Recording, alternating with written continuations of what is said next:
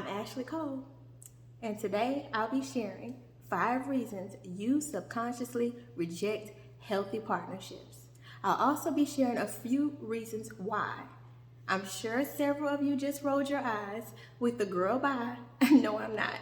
And a select few of you may speak truth, but the majority of you don't even realize your subconscious mind is laughing at you while sabotaging your progress. I'm going to help you get that under control. Hopefully. The reason this occurs is mostly due to fear stemming from previously failed relationships or trauma experienced within your family as well as throughout your childhood. Before we begin, I have a few questions I feel are very important for you to ask yourself. Obviously, I won't see your answers. Even if I did, no judgment. Trust, I get it. The point is you will see your answers, and that's important in order for this process to work. You need to be completely honest with yourself about how you feel and how you currently perceive romantic partnerships. Otherwise, this step completely defeats the purpose. Number 1, do I actually want to be in a relationship, or do I fear being alone? Number 2, when I think of dating potential partners, do I worry my new partner will display patterns I've experienced in previous relationships? Number 3, how do I plan to express my needs, wants, and boundaries with my new partner? Number 4, what fears do I have when it concerns romantic partnerships? And number 5, do I believe the fears I have are preventing me from being happy? If so, why?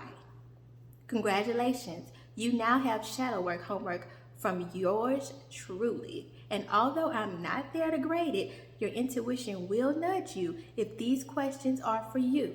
So stop ignoring it. Now that we've gotten that out of the way, we can get to the juicy part, which is the 5 reasons you're subconsciously rejecting healthy romantic partnerships.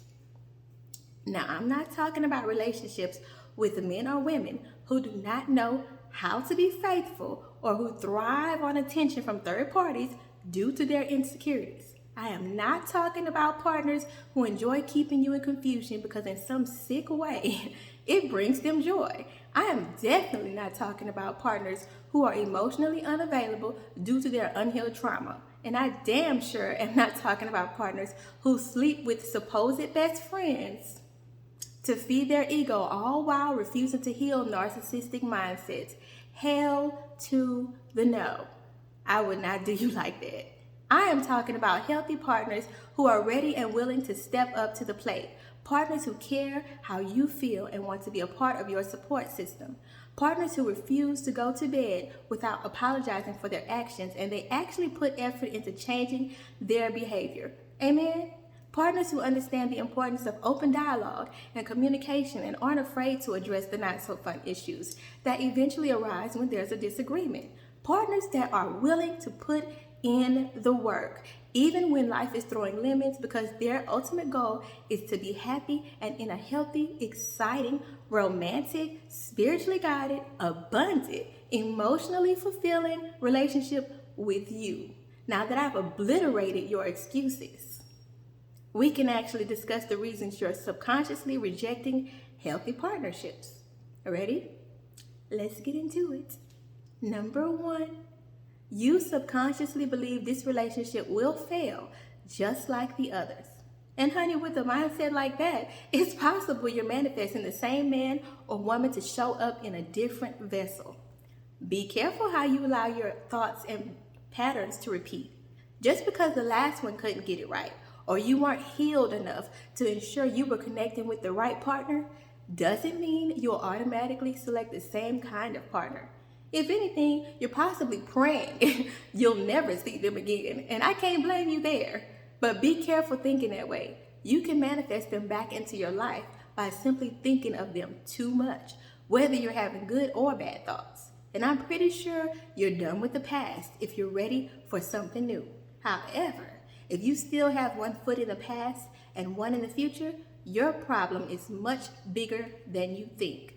Leave the past where it belongs, and that is behind you. Number 2, it's difficult for you to accept and perceive that you have evolved and are no longer the person you once were. Many times we jump timelines and evolve. However, our mindset still needs to register that we have transformed and experienced growth from the struggle.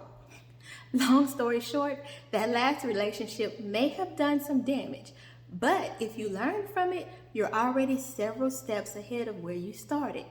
Give yourself some credit. If anything, you've definitely learned to stop ignoring your intuition when it tells your butt to run. I know I did. This time you know better, so you'll listen. Now that doesn't mean the first time the new partner triggers an old wound, you officially have a good enough excuse to run. And at that point, you're simply running away from being vulnerable enough to address the trigger. Understand, many people can and will heal within their relationships, but this can only occur when both you and your partner are willing to heal and grow together. Number 3, you're still living in survival mode due to trauma experienced in previous relationships. This goes without saying. If you need more time to heal, take your time. There is no rush, and I promise if God made someone especially for you, they will be there and waiting when you are ready. Rushing through the healing process and not slowing down to give yourself enough time to grieve the past is like taking a shortcut to the finish line. Where's the reward in that? And to be honest, all you're doing by skipping steps is guaranteeing you'll repeat the same cycle with a different partner. Don't shoot the messenger. I'm just keeping it real. Number 4, you say you're ready, but subconsciously your fear is being open and vulnerable. Your mouth is saying yes, but your subconscious mind is saying, not today, Satan. So what that mouth do? No. Get your mind out of the gutter. Come on back, silly. Come on back. What I mean is your mouth and your mind are at war. Pick a side, boo. Either you're going to subconsciously sabotage or you're going to consciously sabotage. Or you're going to take a leap of faith. You can't do all of them at the same time. You're going to drive yourself crazy. You can't keep straddling the fence either while you're crying wolf. Eventually, you'll get tired of your own mess, and you can't blame anyone for that, except you. Number 5, you're sending mixed signals to the universe and blocking your own blessings. You're blocking the one by your very own actions. You say you're ready for committed relationships. However, you have 5 side pieces in your DM, and that doesn't even include the one you convinced they were the one. First of all, I don't know how you do it, because sis will get tired of one real quick. Just scroll back a few posts, especially if we're not equally yoked. Y'all must find that on Amazon, because I have very little patience for chaos. Plus, I'm liable to forget one of their names. Hell, if I can't narrow it down to a top 2, everybody's getting blocked. Period. Y'all are not about to stress me out. My peace is important. Anywho, that's enough about me, and kudos to you jugglers. I am not hating, I promise. I just think it's important to know your strengths and weaknesses, and juggling will purposely continue to be one of mine because I feel I deserve better, and that is my mental health because it is my importance. The point I'm making is what you are projecting to the universe and what you assume you're manifesting do not align with what you're seeking. You say you want a serious relationship, but your actions communicate that you want multiple partners. So that is what you're getting. People who don't mind dating multiple partners at once is what you're receiving. You're also sending a message to the universe that you're okay with sharing your partner. And that is the kind of partners you're attracting. Partners who like to share you with others. If you're cool with the whole sharing is caring vibe, blurring the lines in your relationship, you're heading in the right direction. No judgment. Just make sure you know exactly what you're manifesting into your life so there's no confusion. I'll leave you with that tidbit of info. I believe that's plenty food for thought for now. Be sure to let it marinate for about 24 hours. When done, add a bit of olive oil, let it simmer for about 15 minutes. Then add a little pepper, garlic salt, cayenne pepper. Let me know how it turns out. I send you peace, blessings, love, and light. Bye.